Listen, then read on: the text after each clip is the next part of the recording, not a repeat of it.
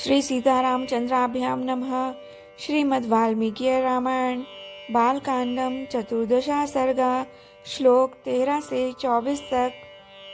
वृद्धाश्च व्याधिताश्चैव स्त्री बालाश्च तथैव च अनीशं भुञ्जमानानां न तृप्तिरुपलभ्यते। अर्थात बूढ़े, रोगी तथा बच्चे भी यथेष्ट भोजन पाते थे। भोजन इतना स्वादिष्ट होता था कि खाते रहने पर भी किसी का मन नहीं भरता था। दीयतामन्नं वासांसि विविधानि च इति संचोदितास्तत्र तथा चक्रुर्नेकशः। अर्थात अन्न दो, नाना प्रकार के वस्त्र दो। अधिकारियों की ऐसी आज्ञा पाकर कार्यकर्ता बारंबार वैसा ही करते थे। अन्नकूटाश्च दृश्यन्ते बहवः पर्वतोपमः दिवसे दिवसे तत्र सिद्धस्य विधिवत तदा। अर्थात वहाँ प्रतिदिन विधिवत पके हुए अन्न के बहुत से पर्वतों जैसे ढेर दिखाई देते थे। नाना देशादनुप्राप्तः पुरुषा स्त्री गणास्तथा अन्नपानः सुविहितास्तस्मिन् यज्ञः महात्मना।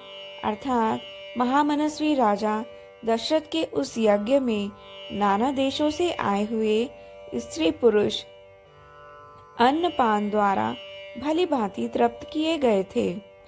अन्नम ही विधिवत स्वादु प्रशंसन्ति द्विजऋषभः अहो तृप्तः स्म भद्रम ते इति शुश्राव राघवः। अर्थात श्रेष्ठ ब्राह्मण भोजन विधिवत बनाया गया है, बहुत स्वादिष्ट है, ऐसा कहकर भोजन की प्रशंसा करते थे। भोजन करके उठे हुए लोगों के मुख से राजा यही सुनते थे कि हम लोग बहुत तृप्त हुए, आपका कल्याण हो। स्वलंकृताश्च पुरुषा ब्राह्मणान् पर्यवेश्यन् उपासन्ते च तानन्ये सुमृष्टमणिकुण्डलाः।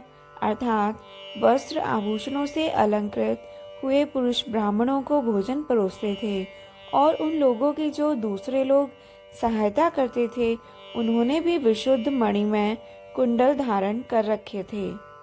कर्मांतरे तदा विप्रा हेतुवादान बहुनपि प्राहु सुवाग्मिनो धीरा परस्पर जिगीषया। अर्थात एक सवन समाप्त करके दूसरे सवन के आरंभ होने से पूर्व जो अवकाश मिलता था उसमें उत्तम वक्ता धीर ब्राह्मण एक दूसरे को जीतने की इच्छा से बहुतेरे युक्तिवाद उपस्थित करते हुए शास्त्रार्थ करते थे।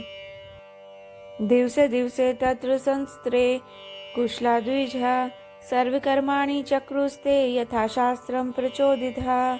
अर्थात उस यज्ञ में नियुक्त हुए कर्म कुशल ब्राह्मण प्रतिदिन शास्त्रों के अनुसार सब कार्यों का संपादन करते थे।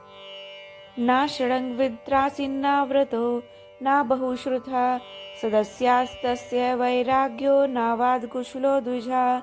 अर्थात राजा के उस यज्ञ में कोई भी सदस्य ऐसा नहीं था जो व्याकरण आदि 6 अंगों का ज्ञाता ना हो, जिसने ब्रह्मचर्य व्रत का पालन ना किया हो तथा बहुश्रुत ना हो। वहाँ ऐसा कोई द्विज नहीं था जो वाद विवाद में कुशल ना हो। प्राप्ते यूपोच्छ्रय तस्मिन् षड्बैल्वा खादिरस्तथा तावन्तो बिल्व सहिता पणिनश्च तथा परे।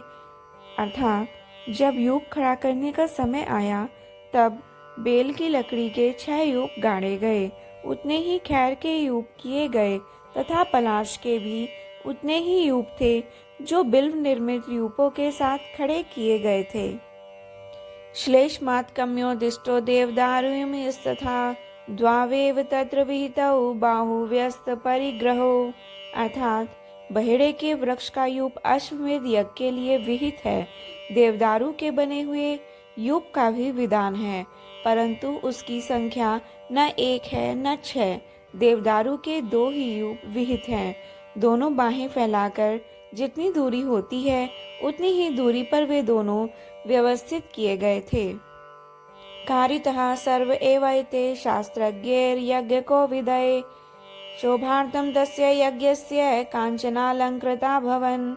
अर्थात यज्ञ कुशल शास्त्रज्ञ ब्राह्मणों ने ही इन सब यूपों का निर्माण कराया। उस यज्ञ की शोभा बढ़ाने के लिए उन सब में सोना जड़ा गया था। जय जय राम सीता राम